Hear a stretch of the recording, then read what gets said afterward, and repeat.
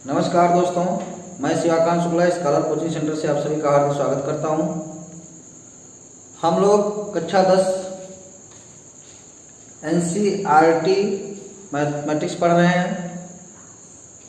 हमने 2 अभ्यास लगवा दिया था, आज तीसरा अभ्यास। आप लोग ध्यान देंगे, यदि आप इस चैनल से लगातार बने रहेंगे तो मेरा दावा है कि आपको मैथमेटिक्स में 90+ नंबर लाने से कोई रोक नहीं पाएगा। बस आप इस वीडियो को देखिए और लगातार प्रैक्टिस करते रहिए। सबसे बड़ी बात है, इस लॉकडाउन में ये आप इसको पॉजिटिव वे में सोचिए कि ये आपके लिए सुनहरा अवसर है। ज़्यादा से ज़्यादा समय अपनी पढ़ाई पर लगाइए, इधर उधर में अपना समय मत बर्बाद कीजिए, नहीं तो फिर आपको पछताना पड़ेगा। तो आइए हमारे साथ, हम पढ़ते हैं द्विघात समीकरण। तो द्विघात समीकरण हमने 2 अभ्यास पढ़ा दिया था। पहला अभ्यास हमने द्विघात समीकरण पहचानना बताया था, और दूसरे अभ्यास में गुणनखंड विधि द्वारा द्विघात समीकरणों को कैसे हल किया जाए ये बताया था। आज हमारे पास 2 विधियां हैं इस चैप्टर में 4.3 में।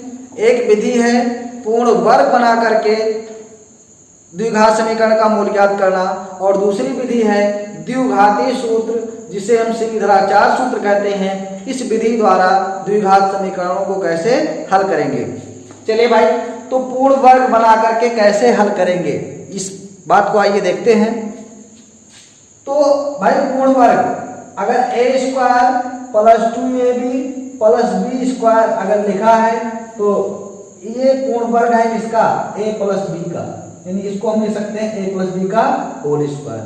और ये a² - 2ab और +b² है, तो उसको हम ये किसका पूर्ण वर्ग है, ये पूर्ण वर्ग है a - b का, यानी a - b का होल स्क्वायर लिख सकते हैं। इस पाठ को हम 2 खंडों में पढ़ाएंगे, क्योंकि वीडियो थोड़ी लंबी हो जाती है तो आप लोगों का कंसंट्रेशन नहीं बन पाता है। इस कारण हम वीडियो आपको छोटा छोटा देंगे, ध्यान देंगे। तो पूर्ण वर्ग बनाने की सबसे बढ़िया मेथड मैं आपको बता रहा हूं। जैसे मान लीजिए कोई द्विघात समीकरण लिखा है ax² + bx + c = 0, जबकि a ≠ 0। अगर ये द्विघात समीकरण लिखा है, इसका आपको पूर्ण वर्ग बनाने कह दिया जाए तो पहले क्या कीजिए कि x² का गुणांक 1 बना लीजिए। जब x² का गुणांक 1 बन जाए तो x के गुणांक के आधे का वर्ग आप लोग जोड़ दें और घटा दें, तो उसको पूर्ण वर्ग बन जाएगा। चलिए भाई, तो जैसे मान लीजिए x² का गुणांक यहाँ a है और हमें x² का गुणांक बनाना है 1, तो 1 कैसे बनेगा, जब हम a से डिवाइड करेंगे। a से डिवाइड करेंगे, दोनों पक्षों में डिवाइड कर दें, क्योंकि अगर हम कोई कार्य दोनों पक्षों में से जोड़ते हैं या गुणा करते हैं या भाग करते हैं या घटाते हैं तो उसके मान में कोई परिवर्तन नहीं होता है। तो इस कारण हम क्या करेंगे, a से भाग कर देंगे। तो a से भाग करेंगे तो x² + b/a × x और +c/a बराबर हो जाएगा 0। अब हमने बताया कि जब x² का गुणांक 1 बन जाए तो x के गुणांक के आधे का वर्ग, ध्यान से सुनिएगा, x के गुणांक के आधे का वर्ग हम लोग जोड़ देंगे और घटा देंगे। तो x का गुणांक कितना है, b/a, तो आधा करेंगे तो b/2a, तो b/2a का वर्ग तो ये हो जाएगा b²/4a²। तो b²/4a² हम इसमें क्या कर देंगे, जोड़ देंगे और घटा भी देंगे, जिससे मान परिवर्तित ना होने पाए, और बराबर क्या है, 0। अब बेटा ये पूर्ण वर्ग बन गया। किसका पूर्ण वर्ग है, x + b/2a का होल स्क्वायर। और तो अब यहां पर तो इस तरह से हम पूर्ण वर्ग बनाएंगे। चलिए भाई, द्विघाती सूत्र भी ऐसे प्राप्त किया जा सकता है, लेकिन आपको कोई आवश्यकता नहीं है। आप लोग अगर कहेंगे तो हम श्रीधराचार्य सूत्र का निर्माण करा देंगे, तो फिर कोई आवश्यकता। इसी तरीके से पूर्ण वर्ग बनाएंगे। तो पूर्ण वर्ग बनाना आप लोग जान गए, पहले x² का गुणांक 1 बनाना रहेगा, और जब x² का गुणांक 1 बन जाएगा तो x के गुणांक के आधे का वर्ग हम लोग जोड़ देंगे और घटा देंगे। क्लियर। अब हम आपको द्विघाती सूत्र या जिसे श्रीधराचार्य सूत्र कहते हैं इसकी चर्चा करते हैं। चलिए भाई, तो द्विघात समीकरण का जो मानक रूप होता है X square plus B X plus C बराबर 0। द्विघात समीकरण का जो मानक रूप होता है वो होता है X square plus B X plus C बराबर 0, जबकि ए का मान शून्य ना हो। तो यहां से जो द्विघाती सूत्र या जिसे हम कहते हैं सीधीधराचार सूत्र, क्योंकि सीधीधराचार ने इसको दिया था तो सीधीधराचार सूत्र के नाम से भी, और या इसी को हम द्विघाती सूत्र कहते हैं क्योंकि द्विघात समीकरण के लिए है। तो ये सूत्र है x बराबर minus b plus minus under root b square minus 4ac upon 2a।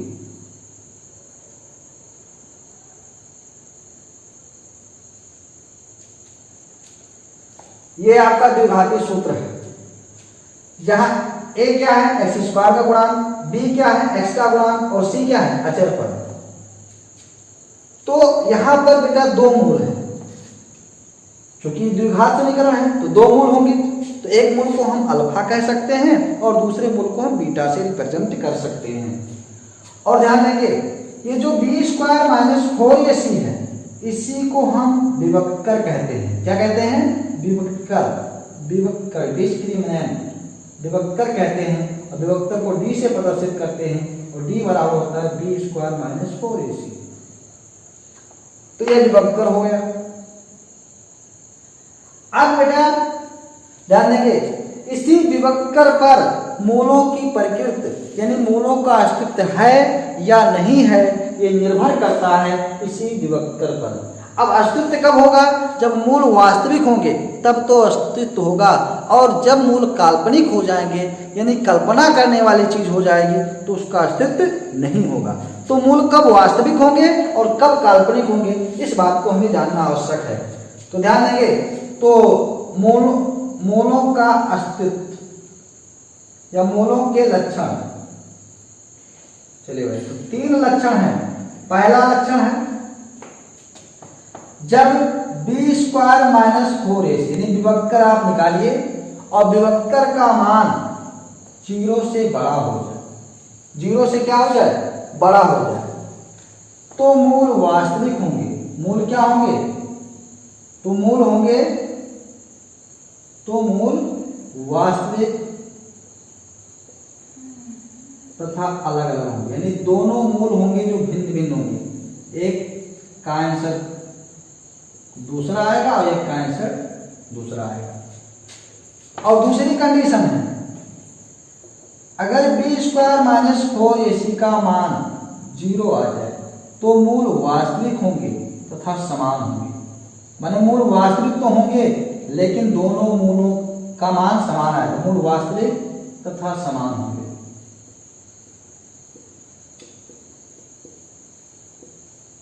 और तीसरी कंडीशन है तो बी स्क्वायर माइनस 4ac का मान 0 से छोटा, 0 से छोटा मतलब ऋणात्मक संख्या आ जाए तो मूल काल्पनिक होंगे। मूल क्या होंगे? काल्पनिक होंगे।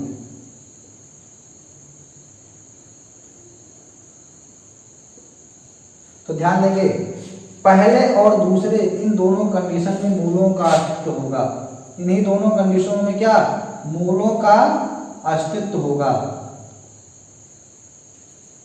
और तीसरे कंडीशन में मूल का अस्तित्व नहीं होगा, क्योंकि जब बी स्क्वायर माइनस 4ac कोई ऋणात्मक संख्या आ जाएगी और वर्गमूल के अंदर जब कोई ऋणात्मक संख्या आएगी तो उसका जो वर्गमूल होता है वो वास्तविक संख्या नहीं होती है, काल्पनिक संख्या होती है।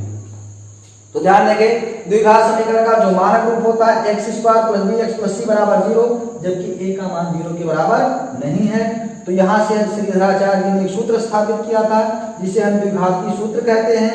x बराबर होता है minus b plus minus under root b square minus 4ac upon 2a, और बी स्क्वायर माइनस 4ac को हम द्विघात समीकरण का विभक्कर कहते हैं। और इसी विभक्कर पर यानी बी स्क्वायर माइनस 4ac के मान पर ही मूलों के लक्षण निर्भर करते हैं।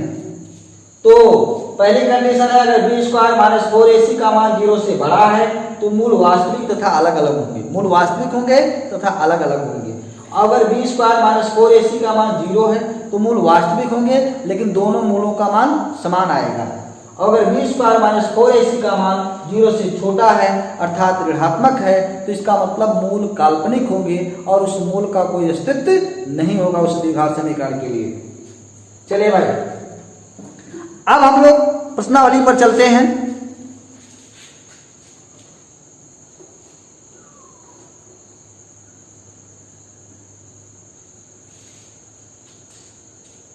तो पहला क्वेश्चन है, यदि निम्नलिखित द्विघात समीकरणों के मूलों का अस्तित्व हो तो इन्हें पूर्ण वर्ग बनाने की विधि द्वारा ज्ञात कीजिए। अगर द्विघात समीकरण में यदि मूलों का अस्तित्व है तो आपको पूर्ण वर्ग बनाने की विधि द्वारा इन मूलों को ज्ञात करना है। चलिए भाई, तो सवाल है 2x² माइनस 7x प्लस 3 बराबर 0। अब कैसे जान पाएंगे मूलों का अस्तित्व है? तो हम पहले विभक्त कर निकालेंगे, यानी कि बी स्क्वायर माइनस 4ac निकालेंगे। अगर उसका मान 0 से बड़ा अर्थात धनात्मक या बी स्क्वायर माइनस 4ac का मान 0 आता है तभी मूलों का अस्तित्व होगा। तो पहले हम क्या निकालेंगे? विभक्त कर। तो इस समीकरण को द्विघात समीकरण का जो मानक रूप है उससे तुलना कर दीजिए। तो यानी कि x² plus bx plus c बराबर 0 से तुलना करने पर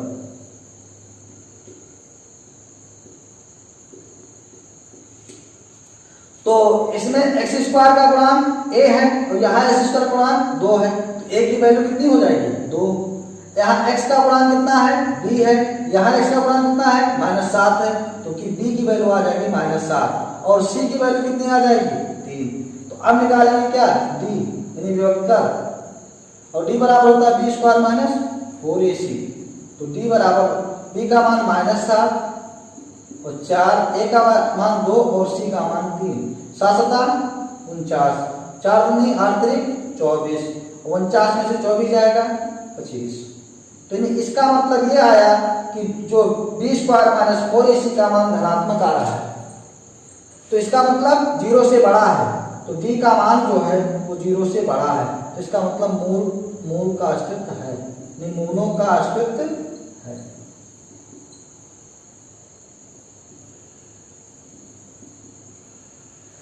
तो मूलों का अस्तित्व है तो इसका मतलब हमें पूर्ण वर्ग बनाने की विधि द्वारा इन मूलों को ज्ञात करना है। तो 2x² माइनस 7x प्लस 3 बराबर 0। तो मैंने आपको बताया था कि x² का गुणांक 1 बना लीजिए। तो यहाँ x² का गुणांक है कितना? 2।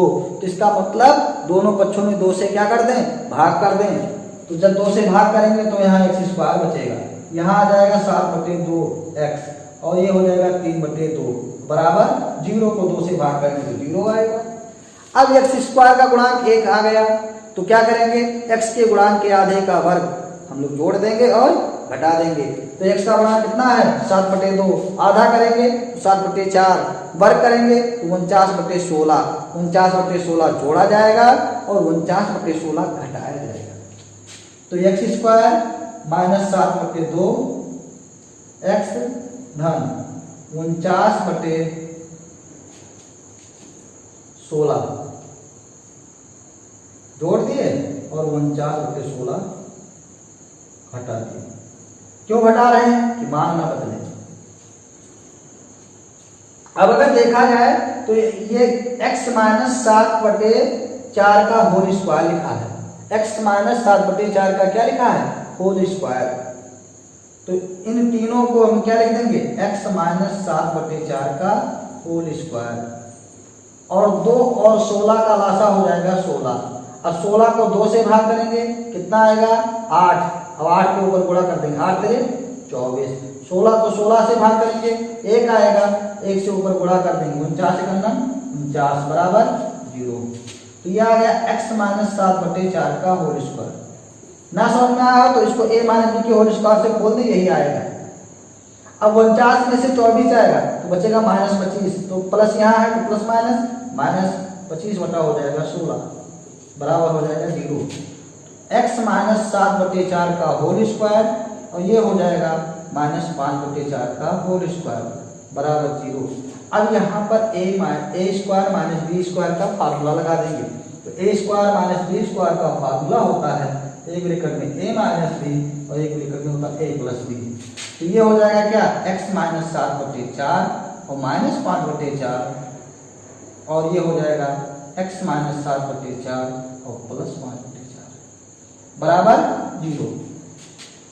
तो माइनस चूंकि हर बराबर है तो -7 और -5 -12/4 और -7 में से +5 जाएगा तो -2/4 बराबर 0। इधर देख सकते हैं 12 को 4 से भाग करेंगे 4 3 12 और 2 को 4 से भाग करेंगे तो आ जाएगा x माइनस 1/2 बराबर 0। अब दो गुणनखंड हमारा हो गया। अब दोनों गुणनखंडों को माने प्रत्येक गुणनखंड को अलग अलग शून्य के बराबर कर देंगे। तो x माइनस 3 बराबर 0 तो x बराबर आ जाएगा 3। एक आंसर आपका ये आ गया। पुनः x माइनस 1/2 बराबर 0 तो x बराबर 1/2। तो पहला का दूसरा सवाल है 2x² + x माइनस 4 बराबर 0। तो पहले आपको वेरीफाई करना है कि क्या मूलों का अस्तित्व है। अगर मूलों का अस्तित्व है तो पूर्ण वर्ग बना करके मूलों को ज्ञात करना है। चलिए भाई, तो इसको हम क्या करेंगे, पहले व्युत्क्रम निकालेंगे। तो व्युत्क्रम निकालने के लिए a b c की वैल्यू चाहिए। तो इसको हम द्विघात समीकरण के मानक रूप से तुलना करा देंगे। x² + bx + c बराबर 0। a का मान 2 आ जाएगा, b का मान x का गुणांक b है, यहाँ x का गुणांक 1 माना जाएगा तो b बराबर 1 और c बराबर आ जाएगा -4।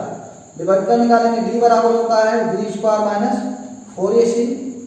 b की वैल्यू है 1 4, a की वैल्यू है 2 और c की वैल्यू है -4।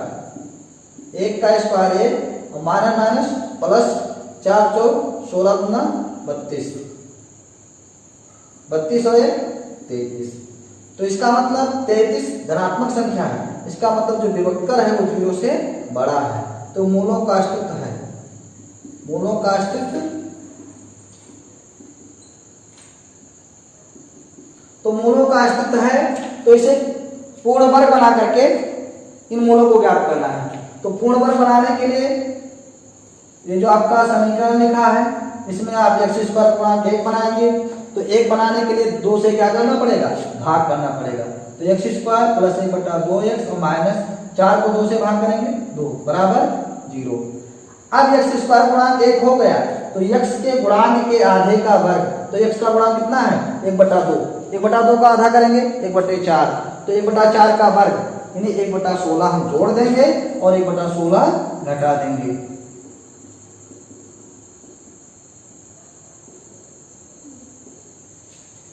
अब ये आपका बन जाएगा x + 1/4 का होल स्क्वायर। नहीं समझ में आ रहा तो इसको खोल कर देख लीजिए, यही आएगी। और ये इसके नीचे लिख दो 16 करना 16 16 गुना 32 और 1 करना 1 तो -32 और -1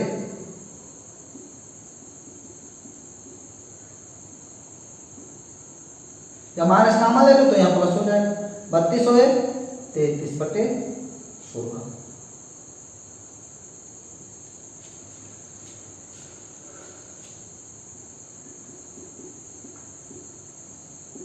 तैतीस को मैंने √33/4 का होल स्क्वायर बराबर 0। अब दो वर्गों का क्या लगा दें अंतर, a² - b² वाला फॉर्मूला। तो ये -√33/4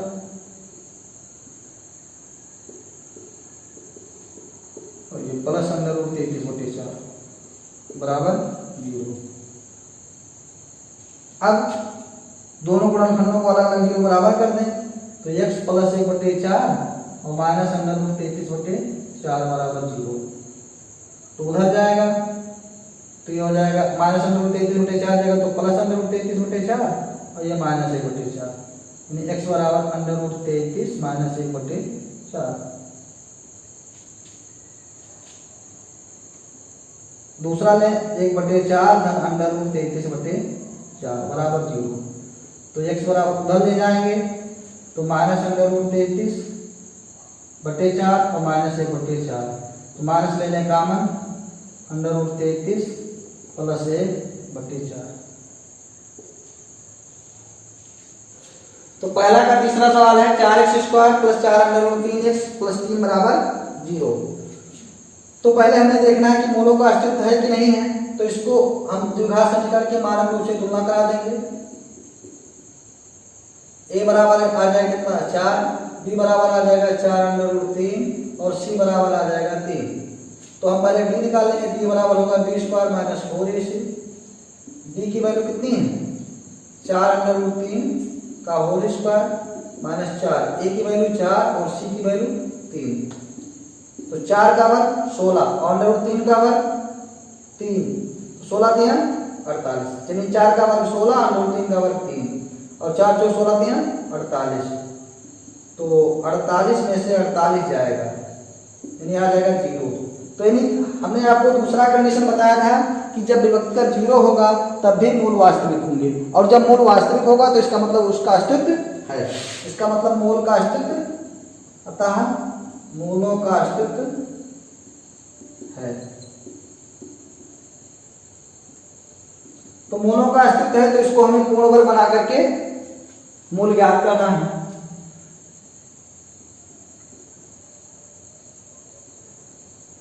तो पहले x² गुणांक 1 बना लो, यानी कि 4 से भाग कर दो।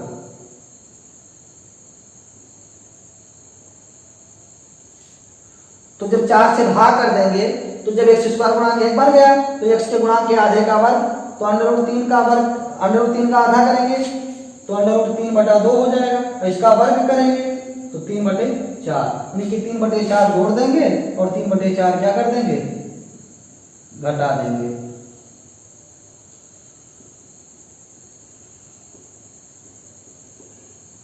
तो अब ये आपका बन गया x प्लस √3/2 का क्या होल स्क्वायर, और ये आपका क्या हो गया कैंसिल हो गया बराबर 0।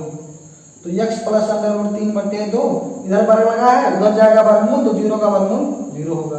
तो x बराबर माइनस √3/2। क्योंकि यहाँ दोनों मूल समान हैं तो दोनों का मतलब माइनस √3/2 ही आएगा। तो पहला का चौथा सवाल है 2x² प्लस x प्लस 4 बराबर 0। तो पहले आपको मूलों का अस्तित्व चेक करना है। तो इस समीकरण को द्विघात समीकरण के जो मानक रूप है x² plus bx plus c बराबर 0 से क्या कर दें तुलना कर दें।